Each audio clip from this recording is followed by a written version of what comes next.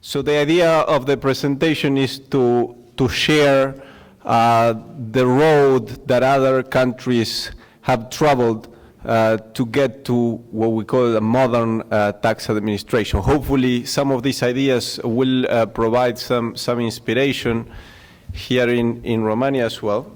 The first aspect is to have the right institutional settings and framework. Second is the self-assessment of voluntary compliance. Third element is a sort of absolute sort of risk management approach to all issues that have to do with tax administration. And the fourth one is a proper internal organization. So I'll go one by one. The first one I'll go very quickly because it's been covered. I mean, there needs to be in the society a perception that it makes sense to pay taxes. That is driven by the perception that there's a level playing field and your competitors are also paying taxes. You have to feel that the tax administration is treating you on a respectful, decent way, with significant integrity and with honesty, and this is, seems, very soft and insignificant details, but are very important to create this culture of compliance. Of course, there has to be a perception. There's no political interference on the decisions of the tax administration. And finally, and more deeply, there has to be a perception that the government is using the tax money in an effective way. And Ionut shared some very interesting charts about the case of Romania. For that, very proper monitoring and evaluation of spending are essential to create this perception. The second building block of a modern tax administration is what we call self-assessment. I mean, tax administrations have very limited resources and they can't control every single taxpayer. And if they do control every single taxpayer, they're not going to do it right. So, and we have to understand the very basic idea that taxpayers are the ones having the best information about their tax liability. So self-assessment is based on the principle of voluntary compliance, where taxpayers are expected to comply with their obligations with limited intervention of tax officials. So it's easier said than done. So what does it take to actually make progress on this front? I mean, in Romania, for example, now you typically hear, no, I mean, it's impossible, I mean, to approach this, to take this approach in Romania because, I mean, there's many businessmen trying to perpetually avoid paying taxes. So this would spell disaster for government revenues if we take this approach seriously. We believe this is not the case, and there's significant room for improvement in this regard in Romania. Some basic elements to make progress in this regard, according to international best practices, is of course a simple and stable tax law. This was covered before, and clarifications on those tax laws to be available. Enough presented earlier today the progress they've been making in this regard, which is commendable. Better service to taxpayers. There's always been progress in this front. It has to be a shift in mentality as a whole. I mean, where the taxpayer is treated more like a customer that needs to be serviced, as the Estonia case they were describing, in a non-adversarial way, in a supportive way, to help them to pay their fair share of taxes. This involves also very simple filing and payment procedures. And there, of course, has to be effective collection enforcement and audit programs. I'm going to go further into this, and appropriate penalties and fair and efficient appeals system. But of course, I mean, in countries where the attitude to whether paying taxes is weak, the move to self-assessment requires very deep shift in the thinking in the society. but the experience, international experience, shows that such thinking has to start by the tax administration itself taking the lead. It has to be always the first mover. It can't be the case that the tax administrator expects taxpayer to change first without reforming deeply itself. So this is, I think it's a very important insight. Second building block of what modern tax administration should be about, it's a very fundamental and comprehensive risk management approach to all operations. And the key idea here is that risk management should be a means of determining the most rational use of limited resources available to the tax administration and sustaining community confidence in the tax system and its administration. What risk management involves is it's a structured process to identify, assess tax compliance risk. And I'm going to give you an example here. And this should be, of course, very linked to how tax administrations allocate resources. And I'm going to give you the example here for Romania about VAT refunds. So VAT refunds, there's been lots of fraud in the past, so it's an issue that catches typically the attention of the media, of tax administration.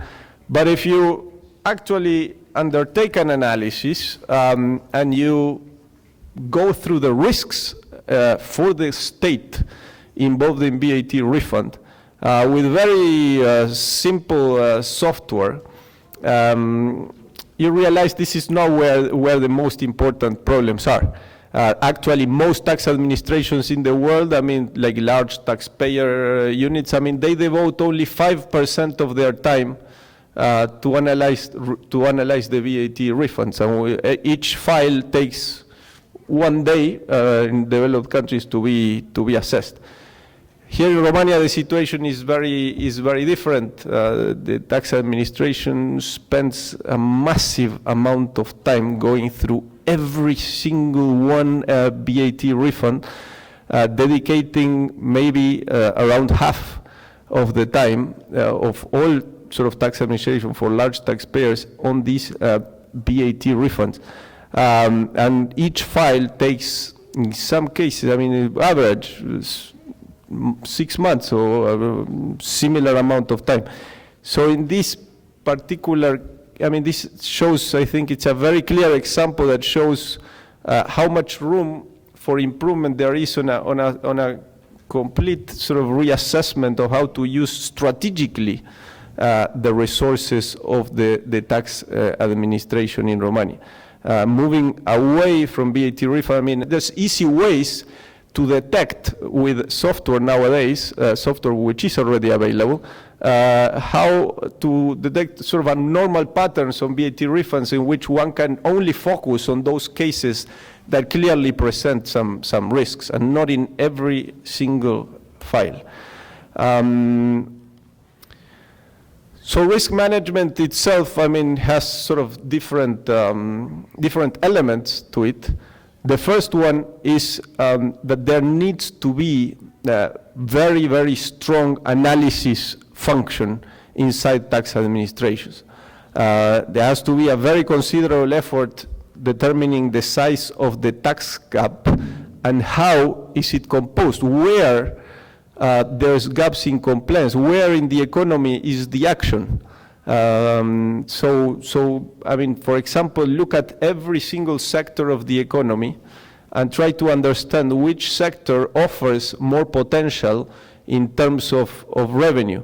There needs to be an analysis of which paragraphs of the law are the ones that are being typically systematically misunderstood by taxpayers.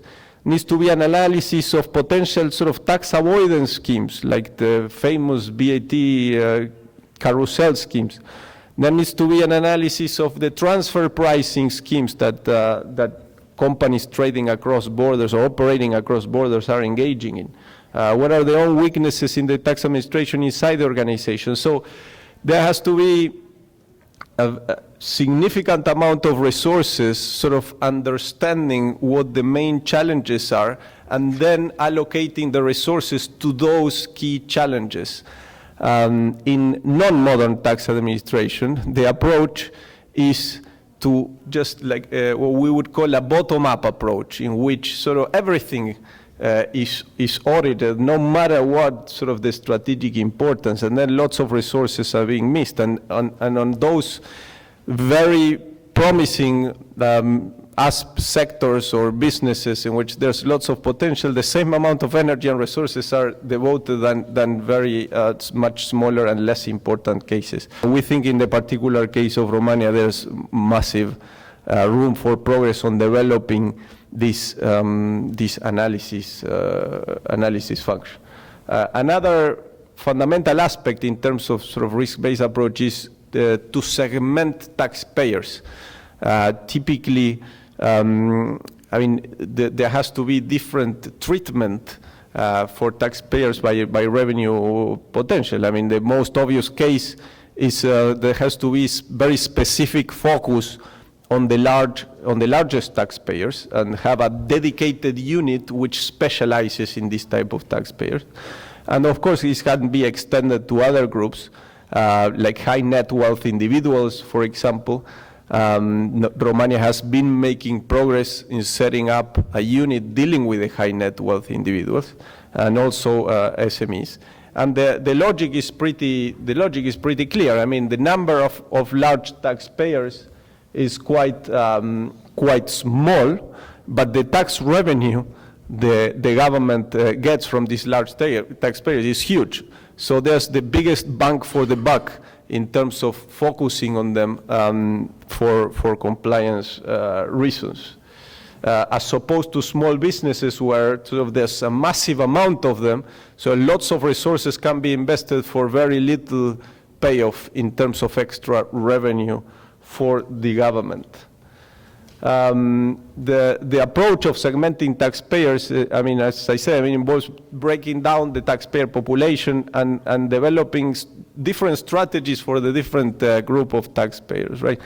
And tailoring the services also for specific services that each segment needs, because their profile is very different, so their needs in terms of being serviced are also very, very different.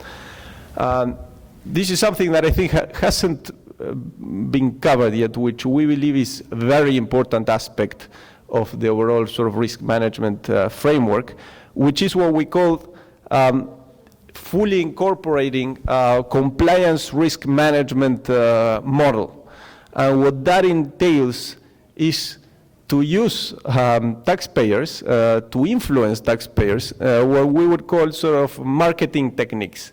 And the fundamental insight here is that audit is just but one tool that tax administrations have at their disposal, but there should be use of much broader set of tools that need to be used in terms of what we call the marketing, in terms of getting the taxpayers to behave the right way and comply with their tax obligations. For example, information campaigns. And even more broadly, I mean, changes in creating new ideas in terms of changes in legislation, because when there's a specific part of the legislation which is obscure and it's leading to lots of sort of avoidance or tax evasion, ANAF itself should, the tax administration itself should generate initiatives to change the legislation. So again, I mean, the idea is to use a very wide set of tools to change the behavior of taxpayers, not just heavy-handed audit as the only, and in some cases, I mean, these audits don't produce any effect on the wider base, because other firms don't even know the audits that were carried out in some of their competitors.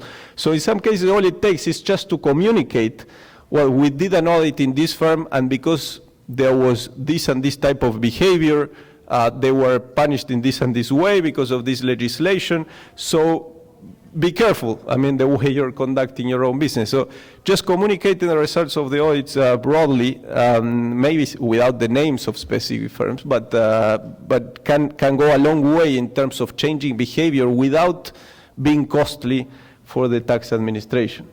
So I'm running out of my allocated time, but there's lots of organizational features in terms of how the tax administration itself should be